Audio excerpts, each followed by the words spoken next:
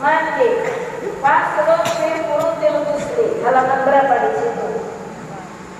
Halaman 4. Faslun, pasal fi furudil ghusli yang menjelaskan tentang fardunya mandi. Ibu mandi kubras doang ya kagak sah kalau tidak memenuhi rukun mandi. Yang pertama, furudul ghusli isnani, fardunya mandi itu ada 2. Dan paginya coret di sini. Bedakan antara mandi wajib dengan mandi biasa. Rukunnya mandi isnani itu ada 2. An-niyatu yang pertama dulu niat.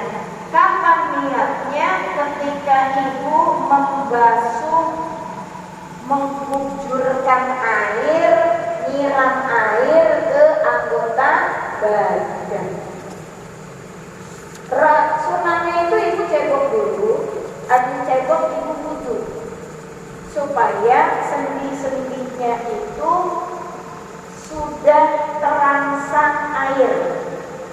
Banyak orang serangan jantung di kamar mandi itu karena faktor salah satunya cara mandinya kurang tepat.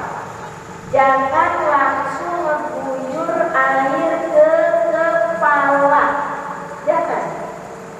Jadi perhatikan sunah-sunahnya, ibu mangga. Jadi sunahnya itu ya bu, cara mandi wajib itu cebok dulu, baik dari habis hubungan suami istri, habis haid gitu ya, cebok dulu. Habis cebok baru wudhu. Sama mandiin jenazah juga gitu sebenarnya. Boleh wudhu dulu di awal atau diakhirkan. Biar apa? Biar si jenazah itu lemes dulu. Sama kita juga gitu. Biar sendi-sendi kita tuh gak kaget, lututnya, kakinya, tangannya dibasuhin dulu dengan cara berwudu. Setelah itu ibu sunnahnya dahulukan bagian kanan, kanannya didahulukan, beres bagian kanan, bagian kiri, baru tuh dikucur airnya. Nah kapan niatnya? Kan gitu. Niatnya kapan? Bukan saat wudu, bukan saat cebok, tapi saat ibu mengguyurkan air ke bagian kanan. Kalau ibu yakin pengen langsung ke kepala setelah wudu, berarti ketika menjatuhkan air ke atas kepala. Kalau saya itu untuk usia sekarang, ya mungkin karena saya enggak ini ya, kalau kena gini itu langsung menggigil posisinya.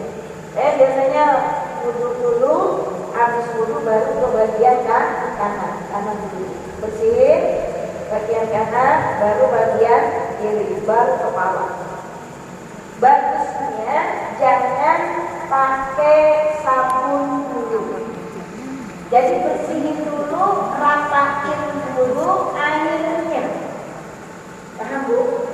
Setelah airnya merata, baru ibu pakai shampoo.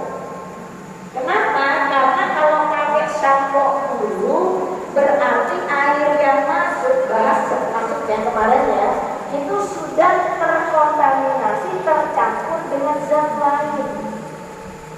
Ya, dengan zat lain. Artinya air yang tadi masuk itu bukan air yang suci mensucikan. Ini nyambung kan dengan kemarin ya. Maka ibu perhatikan cara mandinya. Basuh dulu dengan air, dengan tanpa apapun. Setelah terbasuh semuanya, baru ibu gunakan sampo, sabun, gosok gigi, cuci muka, sabun ini, sabun itu. Yang penting harus konsentrasi.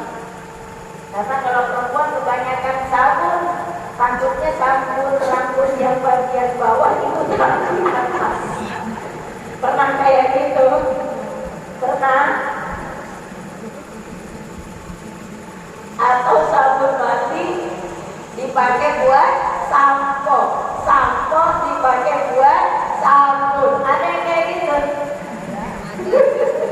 Kebalik gitu. gitu kan. Saking apa itu, saking gak konsen. Biasanya ada aja kayak gitu ya punya. Jadi yang pertama nih niat. Yang kedua takmimul badani fil ma, mengucurkan, mengalirkan. Jadi rukunnya cuma dua, niat sama ngocorin air. Ingat, jadi patokan jangan pakai sabun dulu. Ini pembahasan yang kemarin. Kalau kemarin yang kemarin dibahas lagi nanti repot lagi, karena nanti airnya tercampur dengan zat yang merubah warna, bau, rasa. Karena kan sabunan posisinya. Makanya mandi jenazah juga sama, dibasahin dulu biar lunak tujuannya sebenarnya. Ya, makanya kalau ibu meninggal pesan sama anaknya jangan ditunda, langsung mandikan biar masih lemes. Saya suka kasihan kalian jenazah sampai dipekuk. Ya kan? Itu ya karena kelamaan jadi keras posisinya, tekuk-tekuk biar gampang, ya kan, kasihan. Padahal cukup dikocorin air nanti juga lemes sendiri, ya. Kasih aja air dulu. Makanya ikutin sunnah, ikutin. Pasti dari sunnah itu ada faedah, ada manfaat. Jadi jangan langsung buru-buru tekuk-tekukin ini gimana jadinya. Rukunnya wudhu itu cuma dua. Yang pertama niat, yang kedua membasuhi seluruh anggota tubuh.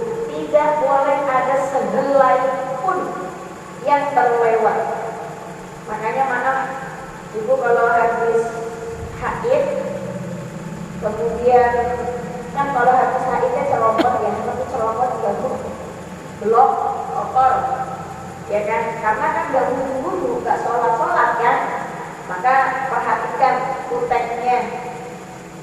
Dan anak gadis tuh suka pakai kutek. Saya suka marahin ponakan, apa sih itu? Kutek mas. Orang saya kan manggil mas ya, bibi itu mas ya. Kutek mas, katanya gitu kan. Apa sih kutek, kata gaya gitu kan. Udah nggak usah, lagi haid mas ya. Khawatirnya pas lagi udah dari sakit, ngebersihinnya itu nggak sempurna, masih ada sisa, gitu kan. Kutek-kutek tuh termasuk tinta, ya, tinta. Ini yang kerjanya di kantor, tinta. Yang kerjanya di rumah, sisik ikan. Keren tuh. Terus perajak arus, ini kayaknya kan ada sisik ikan. Waduh, keren tuh orang sakit. Habis mandi iya. Ini udah ya bisa. Makanya digosok, ya. Terus ibu pas mandi usahakan mata itu dibuka. Pas lagi mau niat tuh, pas ngucurin kepala tuh dibuka supaya air itu ada masuk ke bagian mata. Karena semuanya harus kena, mata, hidung, mulut, telinga. Makanya kenapa disunahkan wudhu, khawatir tidak terbasuh. Makanya istinsyaq kan. Kalau wudhunya nggak sah, kalau mandinya nggak sah, sholatnya nggak sah. Gimana Ustazah kalau misalkan nyebur aja di kolam renang? Kemarin sudah kita bahas ya. Silahkan saja, yang penting pas mau nyebur saum. Ibunya baca niat nawaitul husna lirokil hadasil akbari. Dari apa nih? Gitu kan? Misalkan ambil janabah dari junub, atau anil haid dari haid, anil wiladah, masa iya habis ngelahirin yang berenang ya. Anil wiladah dari wiladah, anil nifas dari nifas. Silakan kalau memang ibunya mandinya pengen di kolam renang, yang penting tidak bau kapori. Kita sudah bahas kemarin ya. Atau ke pantai, bulan madu ke pantai, mandi di laut, nyebur langsung aja pas ibu nyebur ke laut, ya kan? Atau ibu lagi honeymoon setelah 17 tahun berumah tangga, nyebur ke laut langsung yang nawaitul husna, udah beres, nggak usah Ya, lecet Ustazah. Kalau ngomong secara hukumnya sah. Paham sampai sini Bu? Gampang kan? Yang penting niatnya ketika membasuh basuhan yang pertama.